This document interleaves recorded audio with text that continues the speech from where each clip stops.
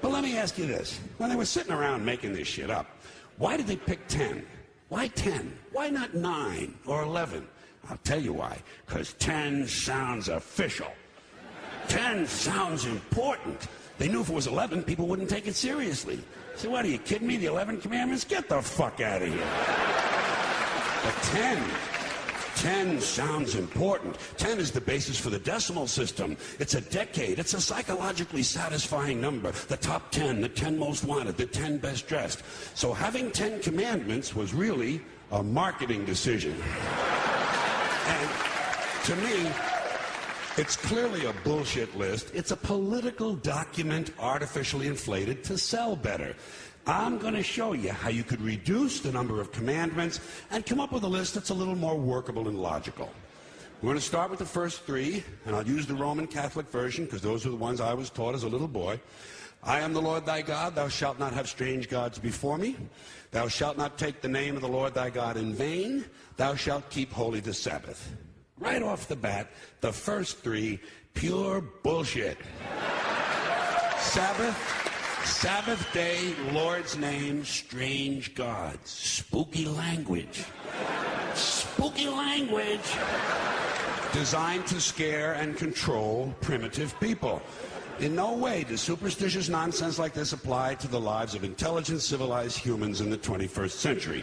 You throw out the first 3 commandments, you're down to 7. Next, honor thy father and mother. Obedience, respect for authority. Just another name for controlling people.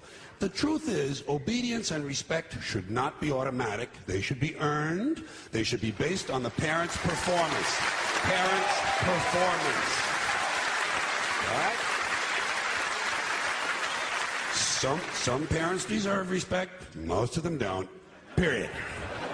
You're down to 6. Now, in the interest of logic, something religion is very uncomfortable with, we're going to jump around the list a little bit.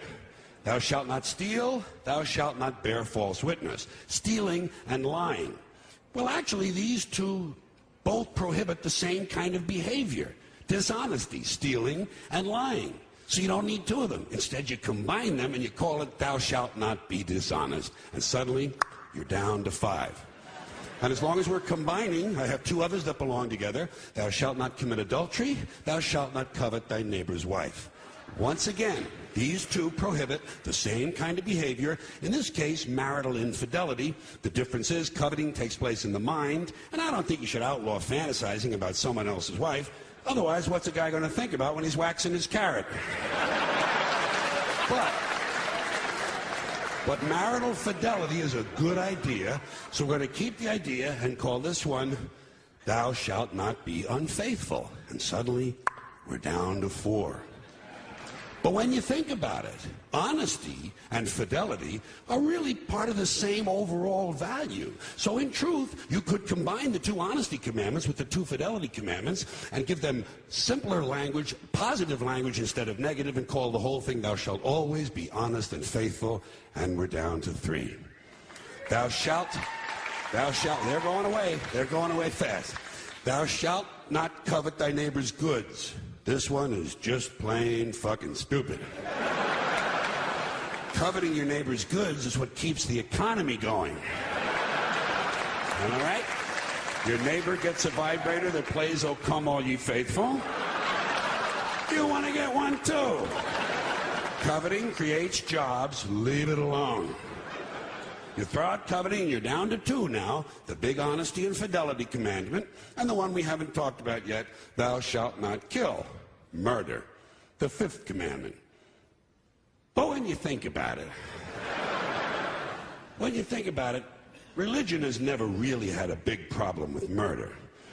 Not really. More people have been killed in the name of God than for any other reason. All you have to do... Look.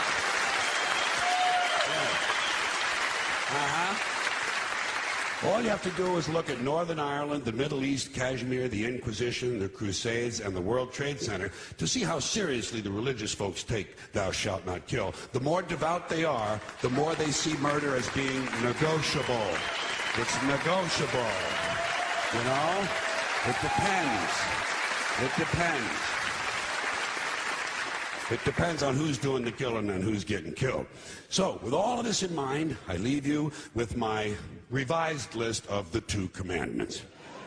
Thou shalt always be honest and faithful to the provider of thy nookie, and thou shalt try real hard not to kill anyone, unless, of course, they pray to a different invisible man from the one you pray to. 2 is all you need. Moses could have carried him down the hill in his fucking pocket. And if they had a list like that, I wouldn't mind those folks in Alabama putting it up on the courthouse wall. As long as they included one additional commandment, thou shalt keep thy religion to thyself.